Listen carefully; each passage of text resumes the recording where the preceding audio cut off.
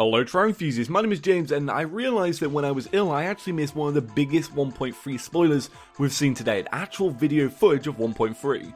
Now I thought that going through the video and breaking everything down individually would be really boring, so what I've decided to do is take that video format and apply it to our top 5 series, so it's not exactly news and it's not exactly a top 5 list, it's a bit of both. So I hope you all enjoy it, and if you want to see an actual ranking of all of the 1.3 spoilers, my own personal list, I actually made a video of this in October and the list still stands. They are my favourite things, so you can find a link to that in the description.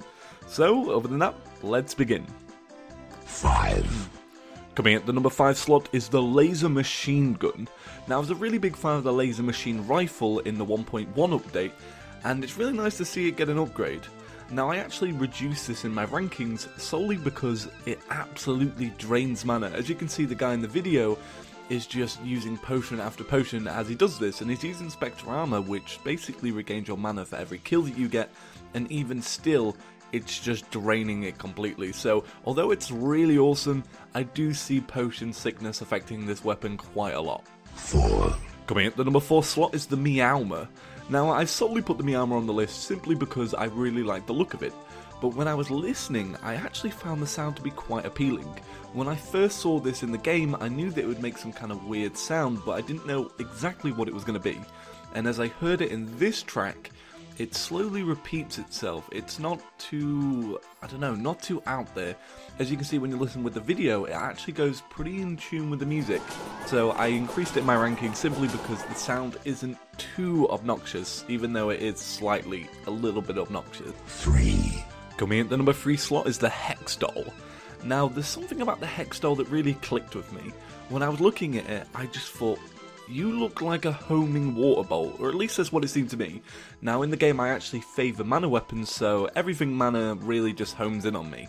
But the Hex Doll looks really interesting because it has that homing effect, but it's also quite powerful because it works so fast. You see, in the video what he's actually doing is dealing moderate damage but a rapid succession, and I really like that, and because he's fighting an event, it's tackling loads of different things at once, so it's not just tackling one enemy.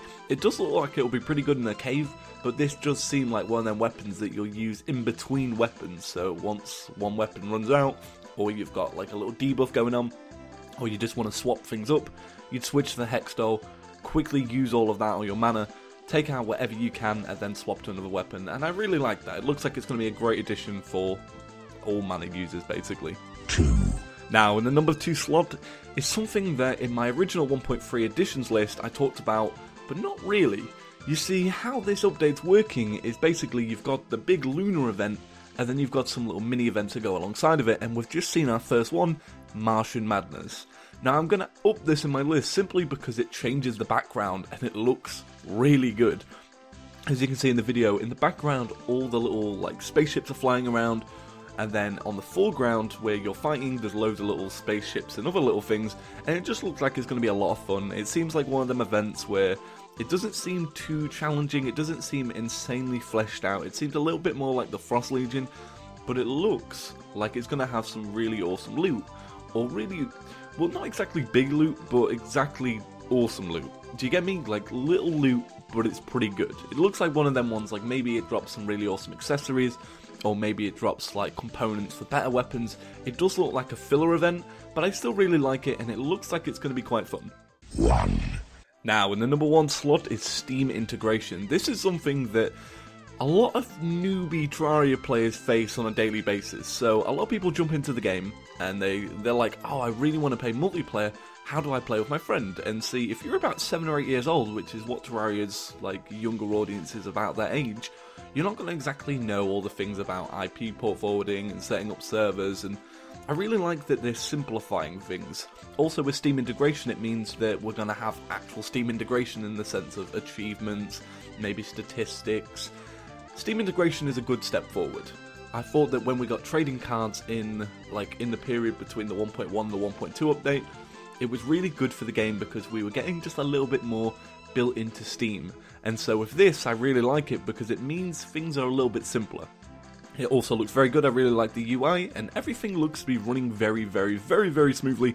I really like that it has every single player and what they're currently up to, what mode they're in, what they look like. that's pretty interesting. I just wonder how it's going to be affecting people's gameplay, considering they're constantly linked up to the internet in the sense of their character is being tracked. It'd be interesting to see how that works. So that's been about it for today's top 5 list. I have originally done a list like this with all the 1.3 spoilers. If you want to check that out, I'll put a link to it now. You can go check that out. It's basically top 5 spoilers for me at the time, and it was made in October, and since then we've had just like a little small handful of 1.3 spoilers.